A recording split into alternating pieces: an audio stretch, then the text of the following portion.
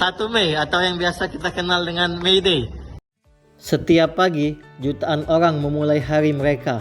Ada yang berangkat sebelum matahari terbit, ada yang pulang saat semua orang sudah tertidur. Mereka bukan sekadar bekerja, mereka berjuang.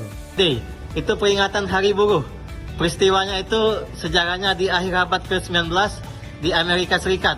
Para buruh melakukan demonstrasi besar-besaran menuntut hak kerja yang layak dan jam kerja yang memanusiakan. Karena dulu di Amerika Serikat itu jam kerjanya 16 sampai 18 jam sehari. Nah, di saat itu buruh menuntut 8 jam sehari dan upah yang layak. Jadi terjadi demonstrasi besar-besaran atau yang biasa kita kenal dengan tragedi Haymarket. Di Indonesia, Hari Buruh diperingati sejak zaman kolonial Belanda, tapi baru ditetapkan oleh pemerintah Indonesia sebagai hari libur pada tahun 2013 oleh Presiden Susilo Bambang Yudhoyono. Di Indonesia, buruh identik dengan pekerja keras atau pekerja yang berat.